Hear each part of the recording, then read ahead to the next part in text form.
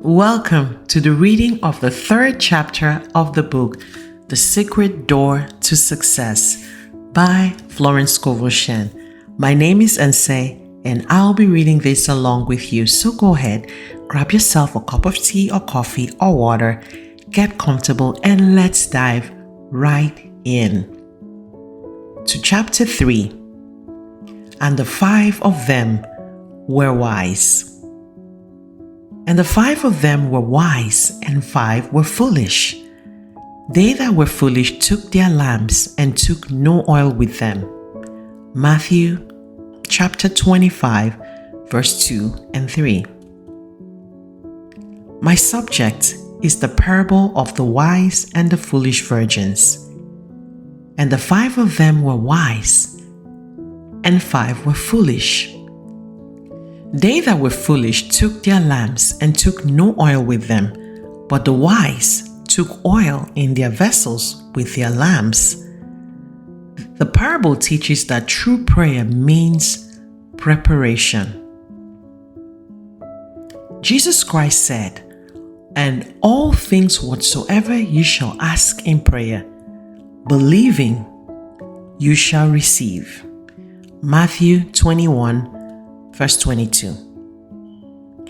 Therefore I say unto you, what things soever ye desire, when you pray, believe you receive them, and you shall have them. Mark 11:24. In this parable, he shows that only those who have prepared for their good, thereby showing active faith, will bring the manifestation to pass. We might paraphrase the scriptures and say, when you pray, believe you have it. When you pray, act as if you have received already. Armchair faith or rocking chair faith will never move mountains. In the armchair, in the silence of meditation, you are filled with the wonder of this truth and feel that your faith will never waver. You know that the Lord is your shepherd and you shall never want. You feel that God of plenty will wipe out all burdens of debt or limitation. Then you leave your armchair and step into the arena of life. It is only what you do in the arena that counts. I will give you an illustration showing how the law works, for faith without action is dead. A man, one of my students, had a great desire to go abroad. He took the statement, "I give thanks for my divinely designed trip, divinely financed under grace in a perfect way." He had very little money, but knowing the law of preparation, he bought a trunk. It was a very gay and happy trunk with a big red band around its waist. Whenever he looked at it, it gave him a realization of a trip. One day he seemed to feel his room moving. He felt the motion of a ship. He went to the window to breathe the fresh air, and it smelled like the aroma of the docks. With his inner ear, he heard the shriek of the seagull and the creaking of the gangplank. The trunk had commenced to work. It had put him in the vibration of his trip. Soon after that, a large sum of money came to him, and he took the trip. He said afterwards that it was perfect in every detail. In the arena of life, we must keep ourselves tuned up to concert pitch. Are we acting from motives of fear or faith? Watch your motives with all diligence, for out of them are the issues of life. If your problem is a financial one, and it usually is, you must know how to wind yourself up financially and keep wound up by always acting your faith. The material attitude towards money is to trust in your salary, your income and investment, which can shrink overnight. The spiritual attitude towards money is to trust in God for your supply. To To keep your possessions, always realize that they are God in manifestation. What Allah has given cannot be diminished. Then if one door shuts, another door immediately opens. Never voice lack or limitation, for by your words you are condemned. You combine with what you notice, and if you are always noticing failure and hard times, you will combine with failure and hard times. You must form the habit of living in the fourth dimension, the world of the wondrous. It is the world where you do not judge by appearances. You have trained your inner eye to see through failure into success, to see through sickness into health, to see through limitation into plenty. I will give you the land which your inner eye sees. I will give you the land which thou seest. The man who achieves success has a fixed idea of success. If it is founded on the rock of truth and rightness, it will stand. If not, it is built upon sand and washed into the sea, returning to its native nothingness. Only divine ideas can endure. Evil destroys itself, for it is a cross current against universal order, and the way of the transgressor is hard.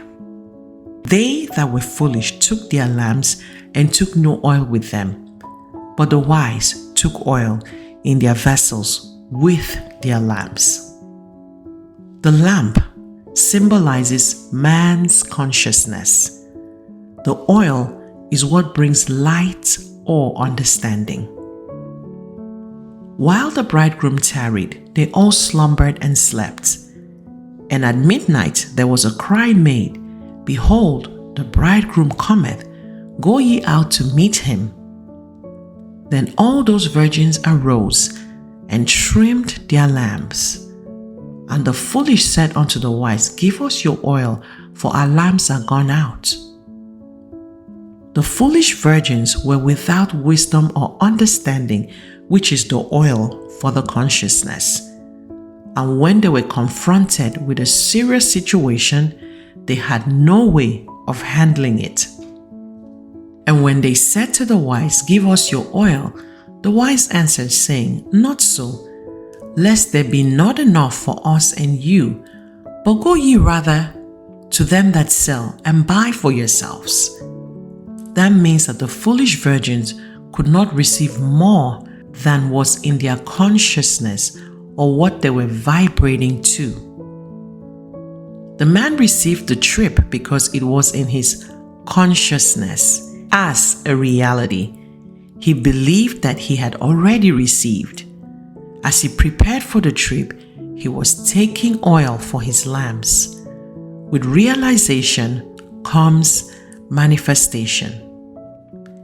The law of preparation works both ways.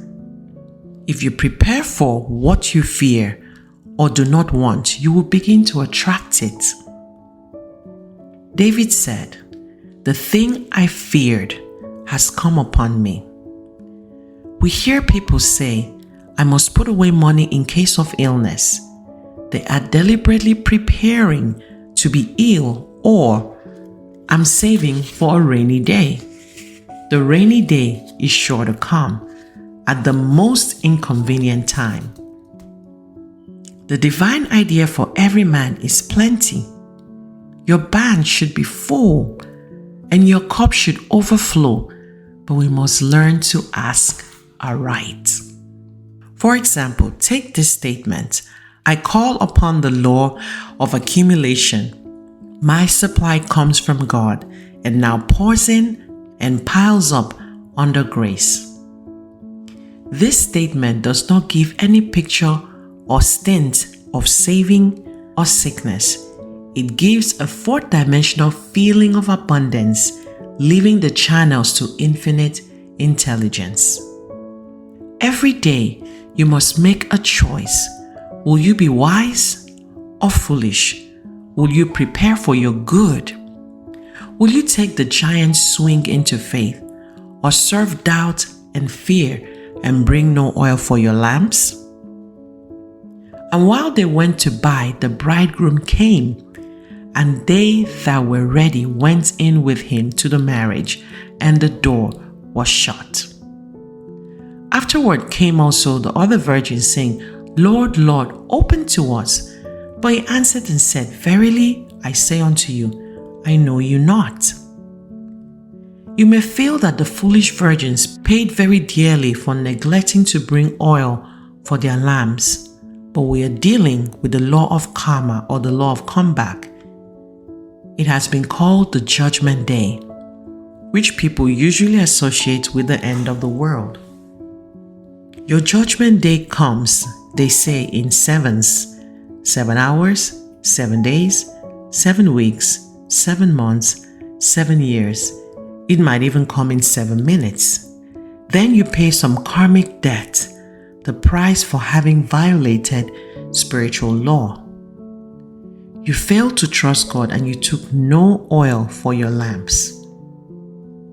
Every day, examine your consciousness and see just what you are preparing for. You are fearful of lack and hang on to every cent, thereby attracting more lack. Use what you have with wisdom, and it opens the way for more to come. In my book, Your Word is Your Wand, I tell about the magic purse. In the Arabian Nights, they tell the story of a man who had a magic purse. As money went out, immediately money appeared in it again. So, I make the statement, my supply comes from God. I have the magic purse of the Spirit. It can never be depleted. As money goes out, immediately money comes in. It's always crammed, jammed with abundance, under grace, in perfect ways. This brings a vivid picture to mind. You are drawing on the bank of the imagination. A woman who did not have much money was afraid to pay any bills and see her bank account dwindle. It came to her with great conviction. I have the magic purse of the Spirit. It can never be depleted. As money goes out, immediately money comes in. She fearlessly paid her bills, and several larger checks came to her that she did not expect. Watch and pray lest you fall into temptation of preparing for something destructive instead of something constructive. I knew a woman who told me she always kept a long crepe veil handy in case of funerals. I said to her, you are a menace to your relatives and are preparing to hurry them all off so that you can wear the veil. She destroyed it. Another woman who had no money decided to send her 2 daughters to college. Her husband scorned the idea and said, who will pay their tuition? I have no money for it. She replied, I know some unforeseen good will come to us.